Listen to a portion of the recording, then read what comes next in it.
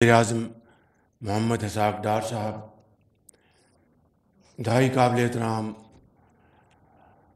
وفاقی کابینہ کے وزراء، ایڈوائزرز، اسپیشل اسسٹنٹس، انتہائی قابل احترام کاروباری حضرات، سرمایہ کار، انویسٹرز، ایکسپورٹرز، بزنس ہاؤسز کے چیئرمین، چیمبرز کے صدور، جنرل سیکرٹریز، ممبران سینٹ و قومی اسمبلی، گورنمنٹ آفیشلز اور آنریبل جرنلسٹ، سول اور ملٹری آفیسرز، خواتین و حضرات، السلام علیکم۔ آپ سب کو دل کی عطا گرائیوں سے گزشتہ عید مبارک۔ اور آج ہم یہاں پہ اکٹھے ہوئے ہیں اور میں آپ سب کا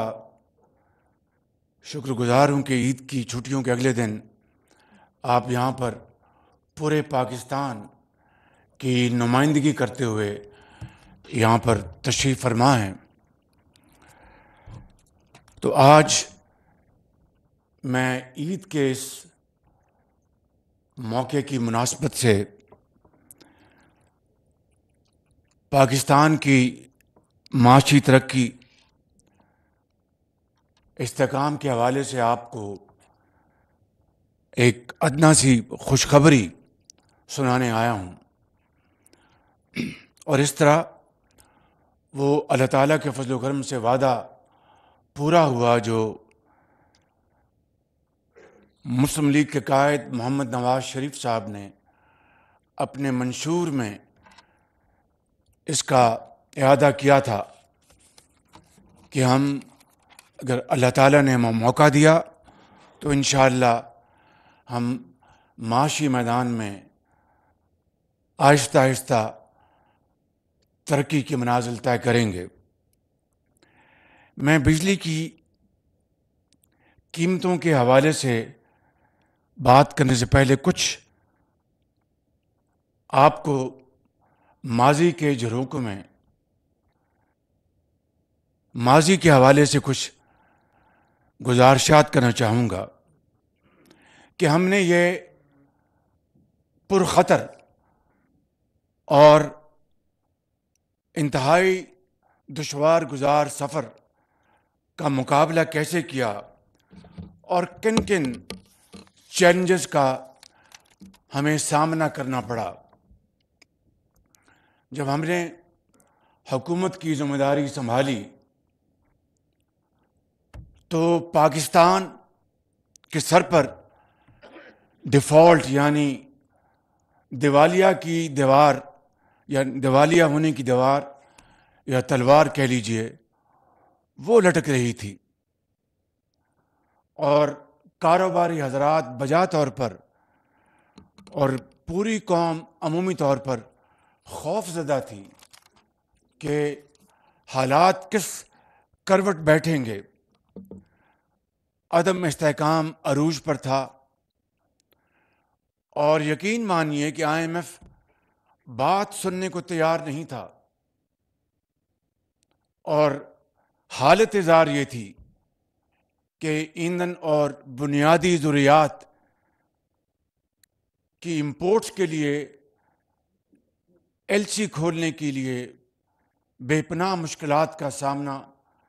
کرنا پڑ رہا تھا۔ میں تفصیل میں جائے بغیر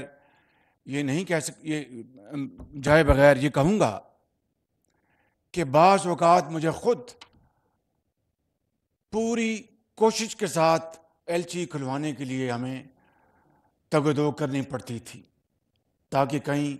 خدا نخواستہ پاکستان میں تیل کی یا دوسری جو اسینشل آئٹمز ہیں ان کی شارٹیج نہ ہو جائے، اور بجلی کے کارخانے چلانے کے لیے پیسے نہیں ہوتے تھے۔ یہ تھی وہ حالات، صورتحال جس کا ہم سب کو اور پوری قوم کو اس کا سامنا تھا، اور پاکستان کو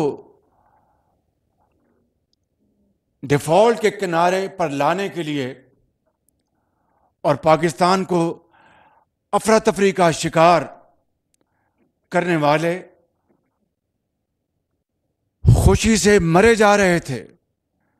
کہ ان کو یہ یقین کی حد تک ان کو یہ بات پختہ ہو گئی تھی ان کے ذہنوں میں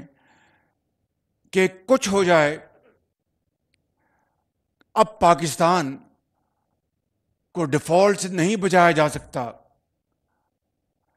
ان کے خیال میں یہ اسی طرح ناممکن تھا جس طرح کہ تقدیر سے کسی کی موت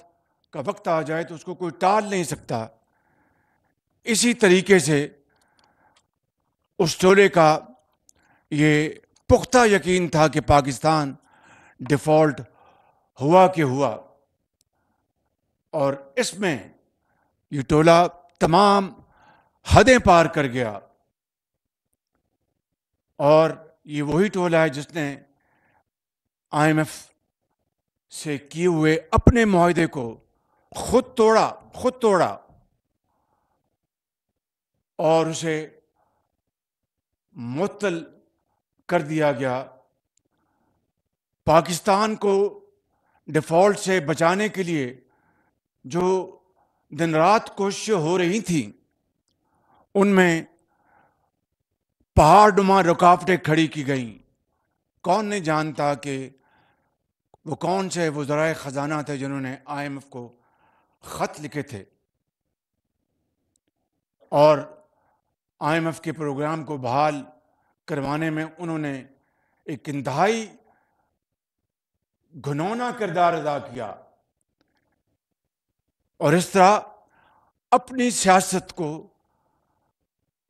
ریاست پاکستان کے مفادات کو قربان کر دیا، اور اپنی سیاست کو بچانے کے لیے انہوں نے ریاست کا وہ حال کیا کہ شاید 77 سال میں پہلے کبھی نہ ہوا ہوگا۔ بہرکیف جسے کہتے ہیں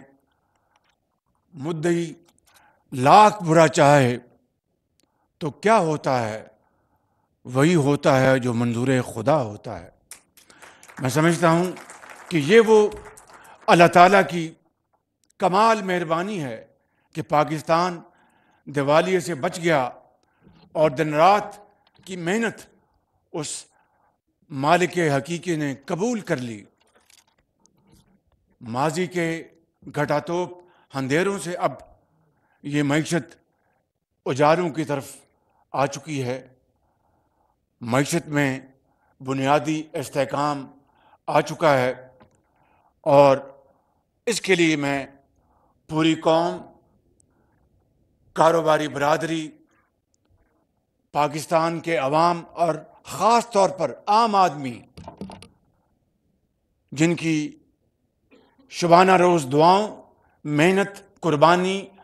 اظہار کے جذبہ، تحمل، برداشت کی بنا پر اور میرے قائد محمد نواز شریف کی قدم قدم پر میری رہنمائی یہ شامل حال رہی۔ میرے بزرگوں، بھائیوں اور بہنوں، اس سارے عمل میں اگر میں یہ حقیقت کھلے دل کے ساتھ اس کا اعتراف نہ کروں تو یہ جدوجہد کی، محنت کی عظیم قربانی کی کہانی نامکمل رہے گی، اور وہ یہ ہے کہ اس سارے عمل میں آرمی چیف جنرل سید محمد عاصم منیر، ان کے رفقا کار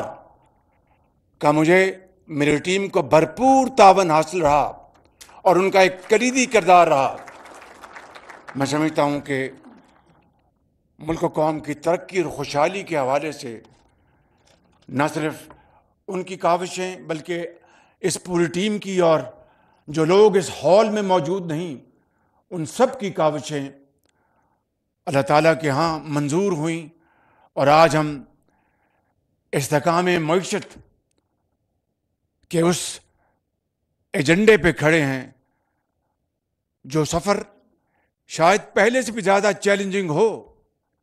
لیکن وہاں پر ہم نے میکرو اکنامک جو انڈیکیٹرز تھے ان میں ہم استحکام لے کے آئے. اب ملک کی ترقی اور خوشحالی کا یہ سفر جاری ہوا چاہتا ہے، جو بذات خود بہت چیلنجنگ اور دشوار گزار ہے. میں سمجھتا ہوں